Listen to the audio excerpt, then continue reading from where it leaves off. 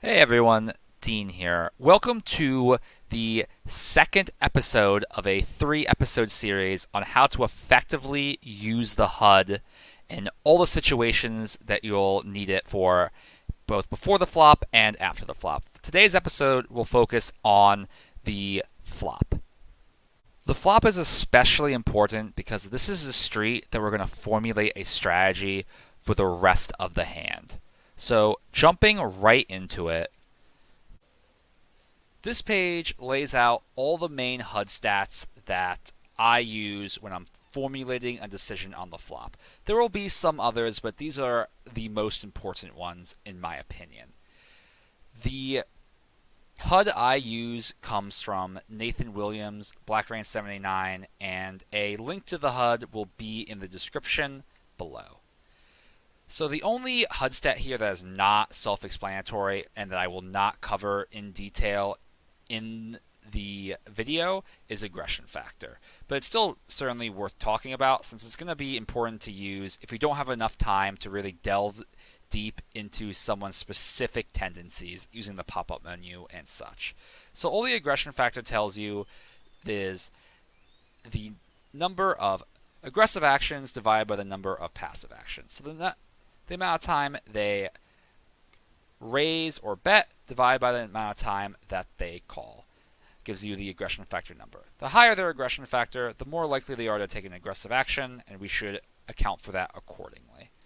The other thing to consider on this page is this is a number of opportunities needed to start really relying heavily on these stats. You don't necessarily need to have these sample sizes in order to start using the stats, but it's certainly helpful to at least have the minimum amount in order to start making really concrete decisions and treating these stats as hard evidence.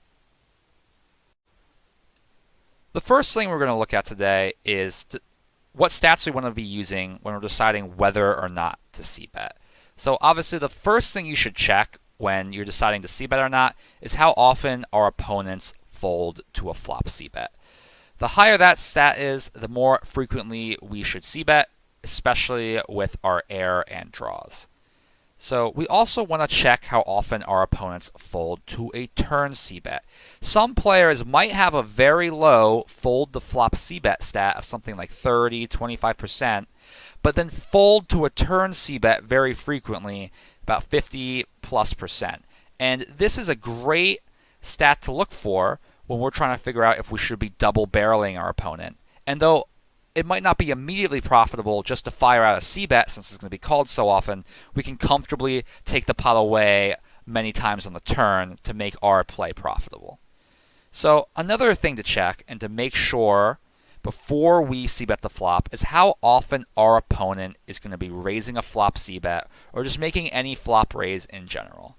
The higher and more frequently they raise, the more we should lean towards not c-betting and just checking when we're betting with air. Even if an opponent has a high fold to flop c-bet stat, we still are going to have to be betting with our monster hands. This is a problem I've seen a lot of players have, is they like to check and slow play their monster hands, and sometimes they justify it by saying, oh, my opponent had a pretty high fold to flop c-bet, so I just wanted to check behind and give them the opportunity to, start betting at themselves or run a big bluff. But the thing is, when we're constantly c-betting, and if somebody has a high fold to flop c-bet, we're going to be c-betting all the time with our air, which is what we're usually going to have. And the times that we do check, it's actually going to look even more suspicious and be so uncharacteristic that our opponent is probably not going to try to run a huge bluff at that point. It is so much better to merge our ranges between our air and our good hands just by betting the flop with both of them. That way our opponent will be more likely to pay us off when they do finally hit the flop and can continue and call our c-bet. Our first hand example for today is this King-9 suited in the cutoff. And before we go over this hand, and this is going to be true for all the hands we're going to go over in this video, things like board texture, our range, our opponent's range, stack depth, position are going to be absolutely pivotal in making a decision whether or not to take a certain action on the flop and post-flop and even pre-flop. But this video is focusing on what stats I am looking for when I'm trying to make an action in these scenarios. So getting right into this example, we have a limper, a standard isolation, a cold call that folds around, and here is the flop. Now this is a very clear c-bet situation from us. Our opponent folds to a flop c-bet about 50% of the time. They're calling a lot on the button with a huge VPIP PFR gap, so they're going to have plenty of hands here on the button. And our opponent does not 2-bet us or raise us very often at all. He's actually never raised a c-bet before in 0 to 32 times. We have about 500 hands, so we have a pretty significant sample size. And our 60% to 50% c-bet only has to work about a third of the time, assuming that we win the hand at showdown, even if only 1 out of 10 times. We only need to be right about 30% of the time, and this guy folds to a flop c-bet about 53% of the time. So this just simply betting out here is going to be printing money, and we want to be making this play pretty much every time. And you can see our opponent folds. So moving on to the next example, we have, I'll just go back, sorry, pocket fives from middle position. So standard open, we get a caller from the button and a caller from the big blind.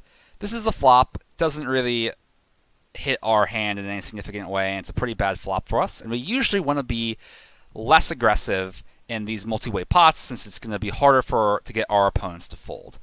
But we should still always check our opponent's stats. We don't have huge samples on either of these players, but we do have something.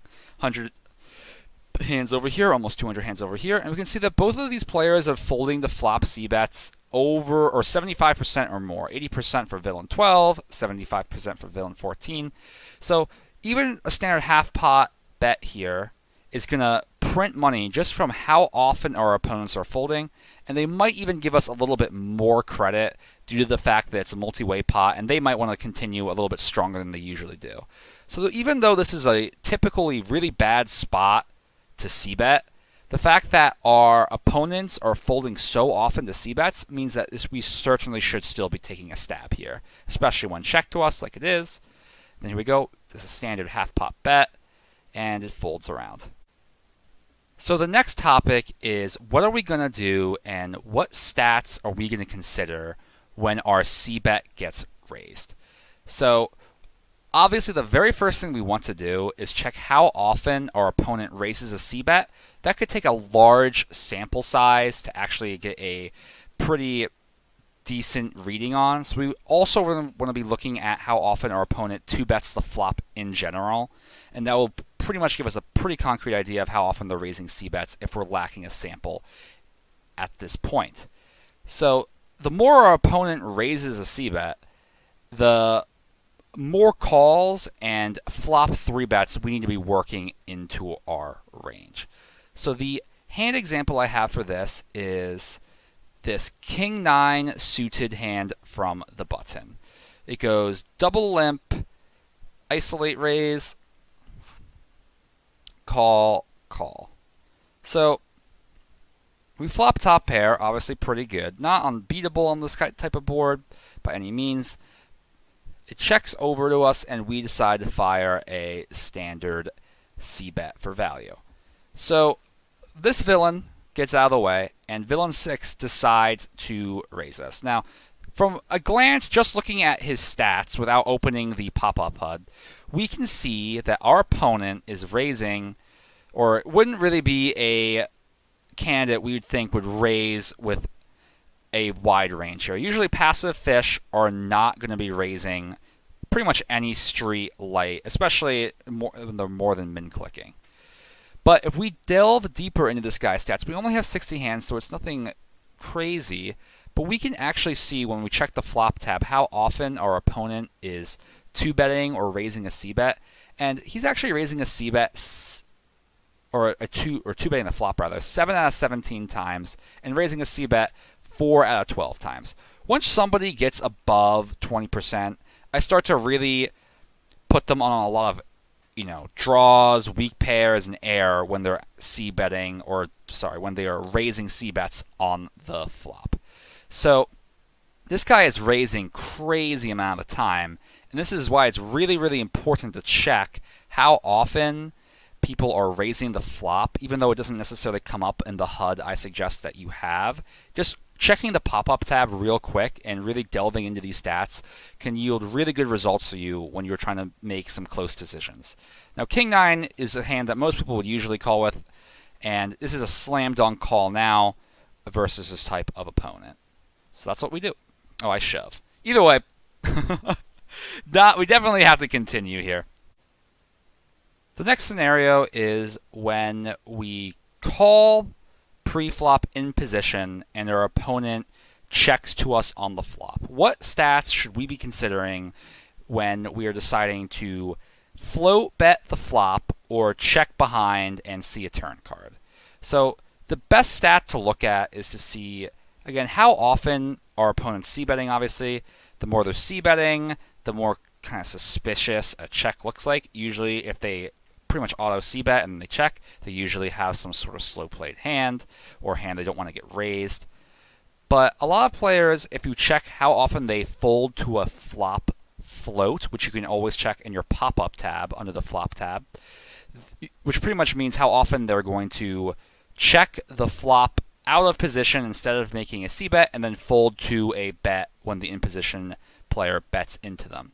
So a lot of players are going to play this pretty honestly, check when they don't have a good enough hand to c-bet and just fold to a float bet. So if you can check that statistic, you can get a lot of value just from finding opponents that are going to be folding way too often to floats and not defending their checking range nearly enough, which is going to be true of a lot of regulars.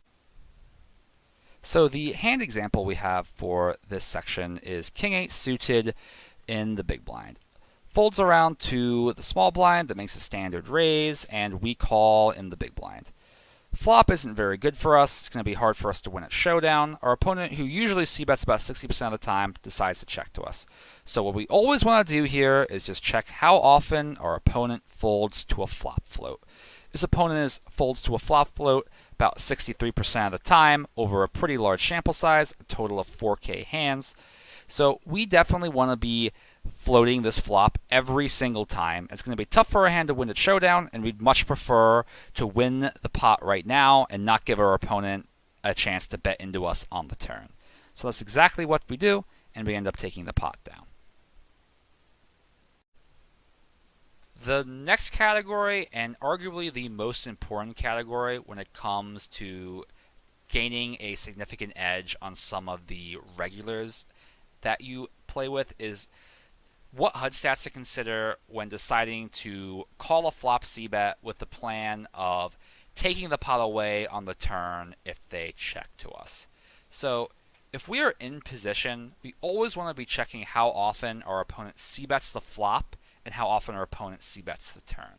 A lot of opponents will be c-betting a lot of flops, but then they become timid on the turn and don't bet nearly often enough. And what we want to look for is the gap between their flop c-bet and turn c-bet. If there is more than a 30-point gap between their flop c-bet and turn c-bet, this player becomes a great candidate to float, and we don't need an absurdly large sample size in order to start to see these patterns, which is especially important. So say your opponent has a c-bet flop of 60% and then a c-bet turn of 30%. This will be an ideal candidate to float, since you know that they're usually just going to fire one bullet on the flop, and then most of the time they're going to check the turn, indicating weakness, and more often than not are also going to fold to a bet once we bet in position on the turn. It's important to be a little bit careful because some more maniac opponents like to c-bet the flop like 90, 100% of the time, and then c-bet the turn 70% of the time. Even though there is a 30-point gap there, they c-bet the turn still way too frequently for us to profitably float the flop with the intention of betting and taking it down on the turn. Once we get to a large enough sample size, we actually can check how often an opponent folds to a turn float bet. So often they c-bet the flop, check the turn, fold to that in position bet. And this is really, really helpful against the regulars that we play with, like I mentioned before, because we will be getting very large sample sizes once we're playing at our stake for a while. So the example hand I have for this is pocket fours in the cutoff. Our kind of loose cannon villain opens from middle position. We call in position with pocket fours. It folds around, and the board comes ace, king, 5, 3 overcards to our pair. So obviously not a very good board for us, but when we're checking how often our opponent c-bets, which is what they do, they're c-betting 95% of the time. We have 150 hands, which isn't a lot, but once you have stats in like the 95%, we can pretty much safely conclude that this is a player who's going to be over c-betting. And then we also can notice how often this player bets the turn, which is only at a low 33% of the time, and we almost already have 10 opportunities on that stat. We also want to consider how often they fold to a raise and all that stuff, but usually a float attempt is a little bit more profitable than a raise attempt, since we have to commit less chips in order to take the pot away, and we get a little bit more information knowing that our opponent checks the turn. So this is, even though there's 3 overcards and their hand's kind of worthless at this point, this is still a slam dunk call with the intention of betting the turn when they check to us. And they've already folded to a float bet 2 out of 2 times. Not a very large sample, over 150 hands, but certainly something to consider in the moment. So they do make this bet. They do decide to check the turn, and we definitely don't want to check back now. We've committed to the strategy. We just want to fire out and hope we can take the pot away without seeing another overcard fall. And that's exactly what we do. The last category is what HUD stats to consider when we're deciding to raise a flop c-bet or a flop donk bet. So if we are the pre-flop caller and we're facing a flop c-bet and considering a raise, we want to see how often our opponent not only is c-betting the flop, but how often they're folding to a raise after a c-bet. The more they fold to a raise after c-betting, obviously the more we should be raising their c-bet with junk, bad draws, small pairs, stuff like that. So the hand example I have for this is 5-8 suited in the big blind. It folds around to the small blind, which makes a standard raise. We can certainly defend sometimes with this hand, which is what we do. And we flop a open ender on a monotone board, so definitely a pretty scary board for us. We have 1,000 hands in our opponent, and our opponent's going to be firing a c-bet here about 50% of the time. And they usually, or not usually, but they follow it up fairly frequently, about 40% on the turn. So our opponent bets out with about a third sizing, which is pretty good on monotone boards. And the main thing we're looking for is, when we're considering a raise, is how often is our opponent actually going to fold to this raise. So we can check directly on our HUD how often our opponent folds to a raise after c-betting, and so far over 1,000 hands he's folded out of 3 out of 3 opportunities. Not the most significant sample size by any means, but it's certainly helpful in the moment because it's going to be really hard to ever get 10 opportunities on the statistic. We also want to check just how often this opponent folds to a 2-bet in general. So this opponent has folded to a 2-bet 4 out of 4 times. So we can pretty much safely say this person is starting to fold a little bit too often here. Although we don't have a huge sample, raising is certainly an opportunity for us to take down the pot right here and now. And I'd say it's almost certainly the most profitable play, and that's what we end up doing. I believe our opponent folds. Yes, they do. And we stole that pot with 8 high. The next thing to consider when deciding to raise the flop, and this is another very common scenario, is when somebody donks into you either for a min bet or for a more substantial sizing. So if we are the pre-flop aggressor and somebody min donks into us, which is just betting 1 big blind, I usually would consider this as just a check and to make a standard c-bet, with a little bit bigger sizing, around 75 to 80% of the pot, just trying to take the pot down and not give our opponent the chance to see the turn with whatever hand they might have. And if our opponent is going to be donking into us for a substantial size, which is like 1/3 pot or more, what we want to be doing is we want to be checking how often our opponent makes a donk bet on the flop, which we can check in the pop-up tab, and also checking how often our opponent folds to a flop 2-bet in general. So how often they fold to any flop raise. And this will give us a pretty clear view of how they're handling these types of situations, if they're donking only with their good hands, or if they're donking with a wide range, and how often they're going to be continuing once their donk gets raised. So the hand example I have for this is Ace-8 suited on the button here. So we have a limper, we have a standard isolate with this hand, which we do. The villain calls, and we flop pretty much nothing, but this is certainly a board we can be c-betting pretty much every single time. Our opponent doesn't usually fold to a c-bet, which is a little bit concerning and might be a reason to not c-bet on this fairly wet board, but our opponent just decides to min-donk into us. And so the first thing we should do is just check how often this opponent donks. So let's open the pop-up tab. This opponent is donking about 22% of the time, and we can also check how often our opponent is folding to a 2-bet. This opponent is folding to a 2-bet 71% of the time over a 20-hand sample. Overall sample versus a villain is 1,000. So we can pretty much safely say that 2-betting here is going to be absolutely printing money. He might not be folding to a c-bet that often, but it seems like when he donks, he's definitely donking with a hand he's not willing to call a raise with, and we can make a decent-sized 2-bet and take the pot away without much resistance, which is exactly what happens. So that was the last example I have for you guys. I hope this helped you learn how to use the HUD effectively on the flop and kind of get a grip of what stats we want to be checking in these very common flop situations. Thank you guys so much for watching. Don't forget to like, comment, and subscribe, and I will have the 3rd episode out within the week on how to use the HUD effectively on the turn in the river. Thanks again, guys. Have a nice day.